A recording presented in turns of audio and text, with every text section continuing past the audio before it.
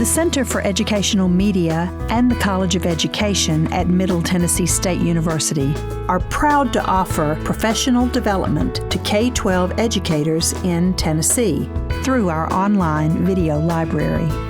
These videos are aligned with standards set by the Tennessee Department of Education.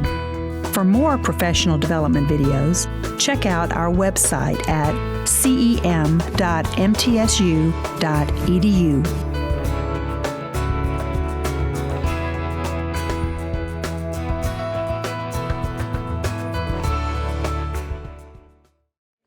Once again, thank you guys all for coming, and we're going to launch into this next part. Oh no. So actually what we're doing, so first I'm Ethan. I work with the Center for Historic Preservation and Teaching with Primary Sources as their graduate research assistant. And I'm Sarah, who Donna mentioned earlier this morning. I'm one of the archivists here at the Gore Center. So I'm really excited about this session because we're going to be drawing from two different activities. So I've been working on creating a lesson plan titled Oral Histories and Historical Memory, the Experiences of Soldiers in the Second World War. And Sarah has been so kind to take her time and go through all of the different Tennessee maneuver sources. So we're going to start with an oral history, and then we're going to transition into looking at some of these primary sources from the Tennessee maneuvers that the Albert Gore Center has.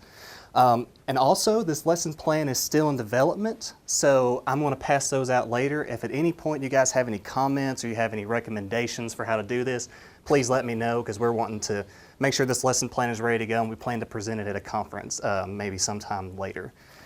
So first off, I'm going to hand out the following materials. You can hand out Jesse, and I'll hand out the questions. Not need that many.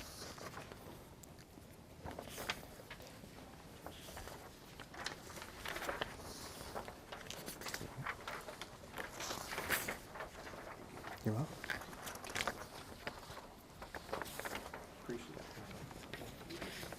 Extras? No problem. All right, so everybody should have a copy of Jesse A. Beasley's oral history. So all of these are drawn from a website on the Library of Congress called the Veterans History Project.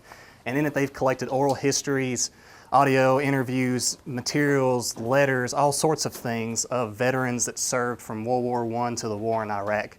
So with World War I centenary coming up, the ending tomorrow, this would be great for you to slot in on Monday, or you can choose any other type of war. So this lesson plan is designed to be modular and designed to be fit to whatever y'all's needs are. But first, I want you to individually read through Jesse's oral history. The front part is the background they give on him on the Library of Congress website, and also gives his biographical information and some of the places he served, while the back is actually excerpts from the transcript of his oral history. And while you're going through that, just read that and fill out your questions to ask your oral history worksheet, and then we'll reconvene and see what you guys got.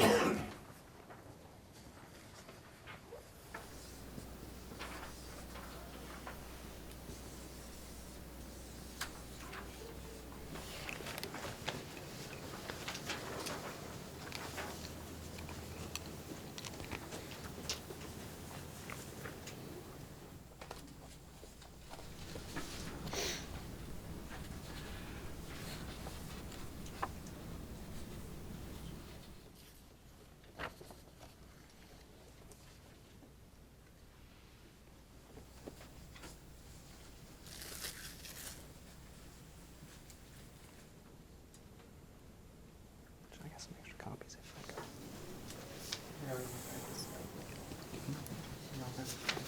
That's all I got on there. All right, so now that you've answered some of these questions to ask your oral history, you're looking at these things and you're picking up some historical, you're picking up your historical knowledge. You're learning more about the experience of this soldier.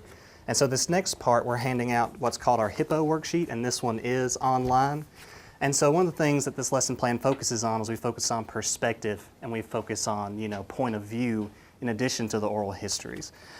So with this in mind, I want y'all to use an elbow partner or whoever's closest to you, and then you're just going to go back through the document again with your elbow partners, and you're going to fill this one in, and then you're going to talk about, with the paying particular attention to maybe what the point of view from this oral history is from and what his perspective was like.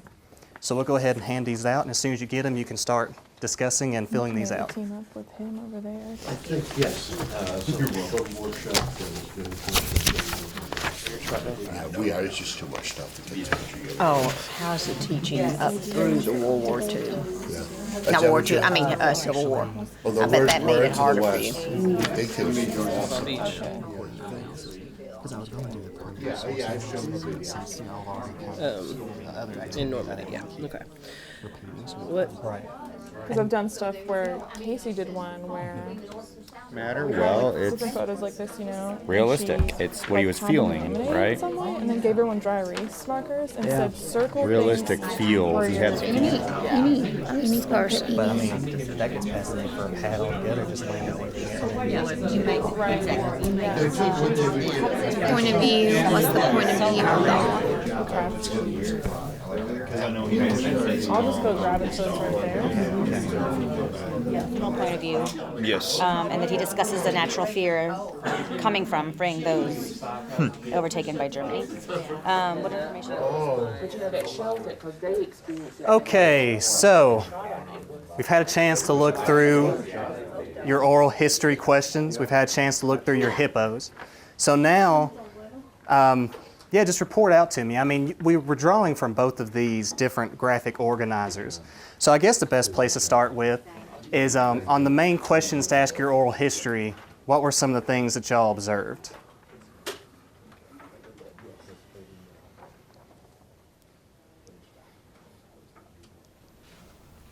I think one of the things that we had talked about was just how,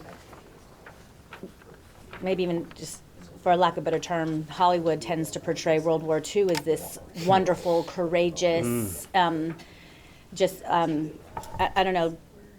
I don't know how else to explain it other than it's completely different than Jesse A. Beasley's perspective, having been there, seeing the atrocity and the horror and the fear that came across when we tend to think of World War II as young men excited for the adventure of going out and seeing the world and fighting, the enemy. Right. And it wasn't necessary. I mean, maybe that's what they were. That was their job, and they did it because that's what they were told to do. But it wasn't something that they would have chosen to do on their own.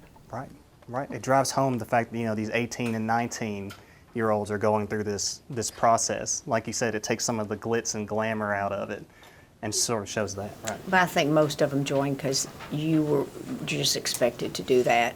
If you couldn't join, you weren't looked at quite as well. So I think, they just felt it was their duty.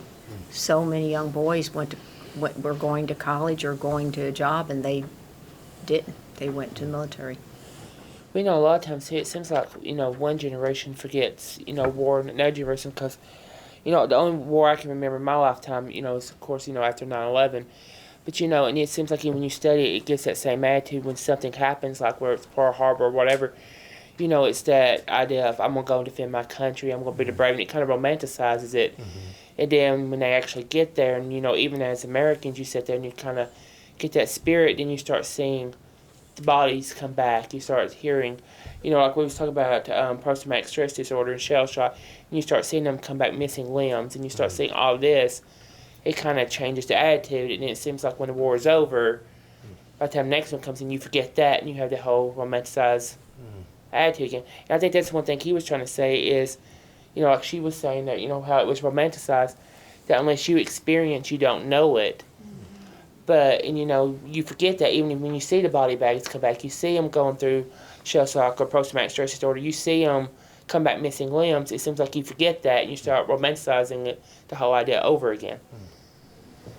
I just, going to her point about movie, I think Saving Private Ryan took a lot of romanticism out of it. There's some It was others on like Omaha that. Beach, and Band kids of Brothers was the same way. Pardon? Band of Brothers, I have, yeah, that's excellent. a phenomenal series about And- D-Day and World War Yeah. II. I woke up this morning, was watching, They Were Expendable. You can't watch that and think it. But there were some. Burma was another movie. There were some back there that were pretty bad. But, yeah. So, with Band of Brothers and Saving Private Ryan, we're talking about, I remember the first time watching those, and oftentimes your students will, know a lot about history from the pop culture, and the things like that. So with that in mind, was there any different, like new historical knowledge that you gained from this oral history? Anything that sort of changed the way that you might have thought about the experiences of the soldiers in World War II? His specific description of one part where he's talking about when he had to swim and how many layers of clothes he had on and how heavy they were. I guess even after all the knowledge that, well, I mean, not that I have a vast amount of knowledge, but I feel like I have a little bit. That's one aspect that I never really thought. And every one of them would have been in that situation because they would have had the same uniform on. And they would have had to carry that around because most of them did swim into the shore.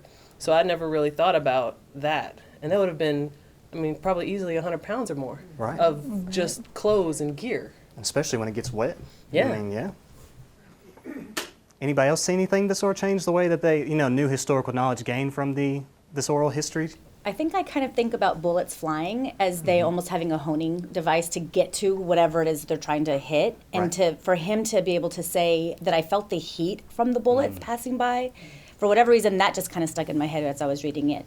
Just thinking, oh my goodness, that's so real to realize that some of them were literally cheating death in some of those instances. And then to be able to come home and talk about that, or maybe not talk about it, but just to live it and relive it, watching people on either side of you, in front of you, and back of you, losing their lives as these bullets are heating through or passing by you, like leaving their mark. They're still leaving their mark on them. I think it's a good teaching tool, like you said, with Private Ryan, because when you see that part and show that in your class, and if you showed this secondly, then you've got, well, here's the movie, now let's see what a person who actually was on that beach and experienced it, and see if they parallel each other with the movie. And I think that would open up quite of a good discussion, that, well, it wasn't just done for fun for us to watch the movie, how they landed, how they went in. Because it shows the guys going over and trying to get their packs off, It shows them, it shows the bullets going into the water, and it shows it hitting the soldiers. And he was saying, I just prayed that I wouldn't get hit. And I could feel them going by, I mean, that's, I think another thing you have to remember with these people too, a lot of them, in the last 10 or so years, I would say, are sharing their stories where they've kept them quiet, but they're in their final years and they want people to know what happened. I mean, I really think that's a big part of the stories that are coming out now of what they did, but now they're willing to say, some won't, even still to this day though. Just to speak to what you're saying about, so my dad at 18, graduated from high school, joined to get a better life, and then the war started. By the time the war started, he was married, and off he went. And of course, training went to several places like Texas and California, but he never talked about the war. Mother was the only one that mentioned a few things, but never like the war.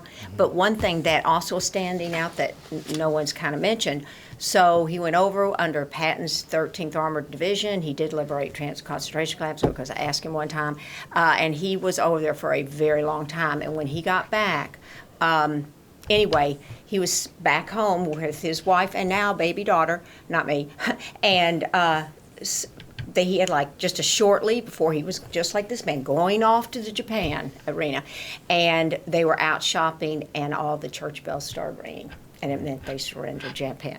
But you can ask my parents till they died. They absolutely agreed that bomb had to be dropped, because so many more, hundreds of thousands of soldiers and young men would have been lost, because they would have guerrilla warfared us to death. So that I was so blessed, that I had my father, and he didn't live but till 62, and so he didn't share. And I think that was an important thing. They're not sharing to the very old, and they notice looking around that no one else remembers them or knows what they did. But I just want to state, I asked Dad, well, how long were you in the Army? Because he never talked about it, so I thought it was like blasé, and he went 5 years, 6 months, and 23 days. And I was like, whoa, boy, you were excited about that. So anyway, I had to share that. And that's the piggyback on that, because I'm in the same boat you are. And mine was a navigator on a B-17. And, there's a lot to that. And, to me, he shared, but when he was gone, and as I teach more and more, I wish I would have asked more. You know how that is. Yeah. But the thing for me was one of the B-17s came into Wichita, and an 85-year-old pilot of that called me and took me through that plane. And it was amazing. And when you go up in those things, like you say, and he said, well, the two targets was the bombardier and the navigator. Yeah. And then it kind of dawned on me, well, where did he sit? And he showed me where he was, just right below the, and that hits home, but you can share that with your kids. Yeah. Right. And that way those youngsters know that this was real. It wasn't just something, that just was what they did. And I'm like you, there's just more things you'd like to have asked, and now they're gone. Well, and there's two more things, because just like what you said. So they asked him to go to officer training school. But he said no, because they picked the lieutenant off first, because then the guys don't know where they're going. And then they asked him to be a paratrooper. He was doing that, but he was a medic, so they wanted him to be a medic in the paratroopers. And my mother put a foot down, because who's the first person they shoot as they come down through the sky is the medic, so he can't help the wounded. So who would know? That wouldn't be in the history books. So. And sorry, yeah, go ahead. My husband's grandfather was on the second wave at D-Day, and he went to see Saving Private Ryan, and the one thing, he never talked about the war, ever. After seeing that, he said, someone looked at him, and all he did was look at them and said, they got it almost right, there wasn't enough blood. That there was way more, and then I remember watching Saving Private Ryan, thinking, oh my gosh, how horrific that was, all of those bodies just laying there, all the blood in the water, and for him to say that it was pretty close, except that there wasn't enough blood, made it that much more real, that happened on a much more grand scale than we can even see in the movie. So being able to watch the movie, I think, is a great, and like what you were saying, watching the movie and then showing this other perspective from someone who was there, is brilliant, and I think it can really solidify what the kids are learning when it comes to. Did it bother him to watch it? Oh yes. And I mean, Beasley's story is so powerful and is so compelling, and you can gain a lot just from like the historical knowledge point of it too. But then with these oral histories, it's always interesting to look at the perspective and sort of, the point of view of the person that's telling it. So, with Beasley, I mean, he lands on D-Day. What would the perspective have been like from a different soldier, What did they see, what were they thinking? So with that kind of in mind, with the point of view and perspective, can you guys talk a little bit about sort of what you thought the point of view was and what his perspective was, during the event and sort of after the event?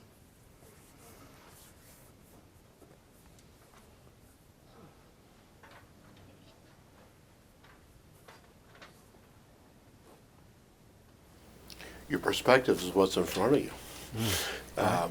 If you look at, someone did a study on Civil War soldiers, I can't remember, and they found that, we talk about these great battles and what have you, but the historian was saying, you got to look at the perspective of the oral history. His history is what he sees in front of him. He doesn't look at all. He's trying to survive. So the perspective, I thought, was this was his perspective. This is what's in front of me. This is what I'm wearing. So that's how I interpret it there. Instead of the grand scale and all that. There's just one guy out there getting shot at. Right.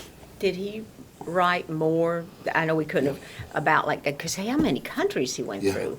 So as far as this one goes, I know that the transcript mostly focuses on sort of his introduction period and then the D-Day period. He does talk a lot about sort of the the days after, with the invasion of France.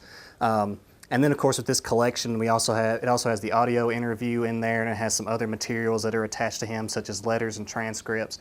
And if I'm not mistaken, it also has a video of this interview too.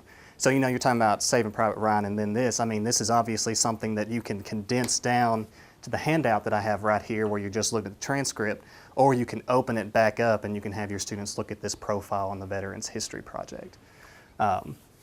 So that's sort of where we're going with this part of the lesson plan. And this next part, we're going to go into the Tennessee maneuvers. And we chose Beasley's account because, this is a guy that was there at D-Day. He saw what it was like. And then Tennessee maneuvers, by contrast, show the training of the soldiers at home and what the civilians were going through. So it's like you see the end result, but then we're going to look at sort of the training period too. So now I'm going to have everybody number off 1 through 5, and we're going to get into some groups. So 1, 2, 2, 3.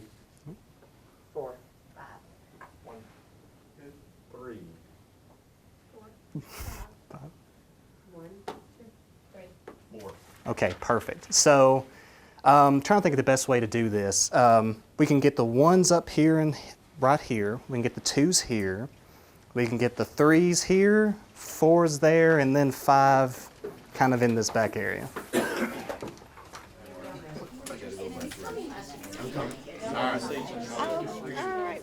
Okay. So everybody's got their couple of sources. So these sources were pulled together by Sarah here. They're absolutely fantastic, and we paired them so that way they're kind of 2 sources that are in dialogue with each other. And so what you'll do with this one is after you get your sources, you're going to analyze them using this investigative question I wrote on the board. So we're really focusing on all of these soldiers' experience, the civilian experience, sort of taking the emphasis off the massive block arrows you see on the campaign maps and the little explosion marks to get at the people that were, part of this process as human beings. So whenever you're looking at these sources, just keep that investigative question in mind and then make your analysis based on that question. So for instance, if you have one where there is a plane crash, how did World War II impact the soldiers and civilians, you can start talking about how training was also dangerous. You didn't just die in combat, you could also die during this process too. So I'll give you guys a few minutes to look at that, and if you have any questions about the analysis, just let me know. Write any of your observations on one of the back of your other graphic organizers, please.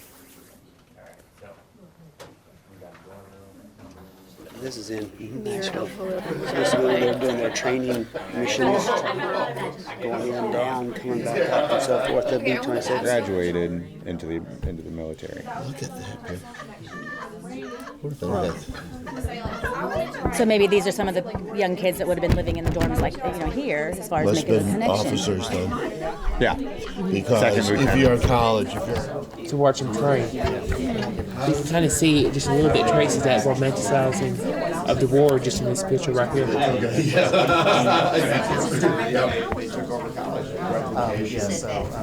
I said, we're always feedback like that. So. The atmosphere, the air. The windows, Yeah, you think they could shatter, it could break.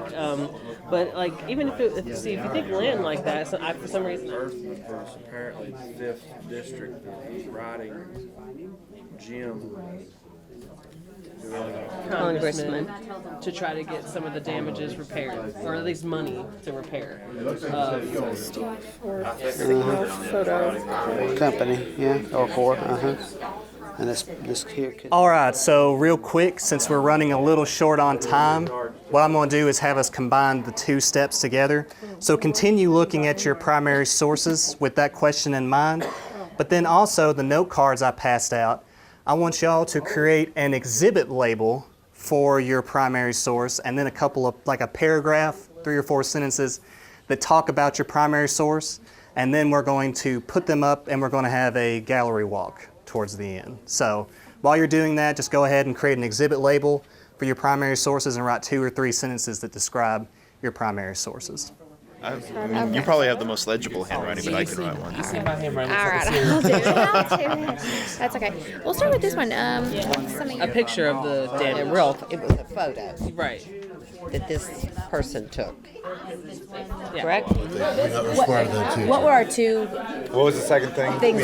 Oh yeah, I'm sorry, I didn't explain that. So you'll just create an exhibit label and then for each one of your sources and then do like a couple of short sentences describing what your source. Schoolers would love doing this. Just get a bunch of pictures. We'll have do them do this and do it. parachute. Exhibition. Soldiers? Oh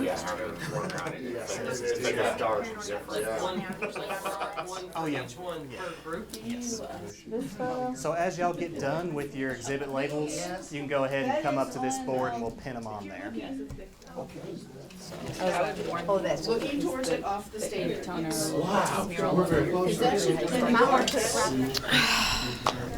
Probably. Since it's from Warren County, did you by any chance have Mildred Simmons? It's a great photo. She's a first grade teacher. She teaches at County too. She teaches first grade. Oh, no. Did you think Thank you, Mayor. The rifles involved, some of the rifle divisions. Some of the ways that the questions were worded, kind of like on the second, like on the All right, everybody. So, if there's one thing I've learned, it's not to stand between anybody and their lunchtime. So, we about out of it. So what we can do is as y'all are leaving for lunch, you can take your time to sort of walk through and look at the different sources. Ideally, you would talk about how the Tennessee maneuvers sort of, connect with the oral histories that you've been reading. And then also a couple of parting notes. So the lesson plan that I demoed for you guys earlier with the oral history, there's a second part in which you have students explore historical memory and the way that we remember things. Which is, we got some videos for that. I gave each group a copy of the lesson plan.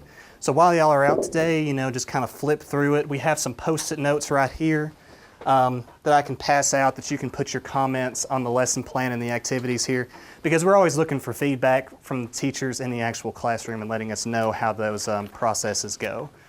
And then Sarah has something that she wanted to show y'all real quick. When this lesson plan goes in, we're going to have a pillowcase extension for this. So there were pillowcases made for the Tennessee maneuvers. And she's got a couple of examples right here, and she can explain them a little bit better than I can. Yeah, so they're basically seen as souvenir objects for the soldiers that were here training, something to send home to loved ones. I'll show a few others that have messages to their wives or significant others or their mothers especially. So this is kind of just a generic, Second Army was the unit that was typically here in Tennessee training, along with the 101st Airborne.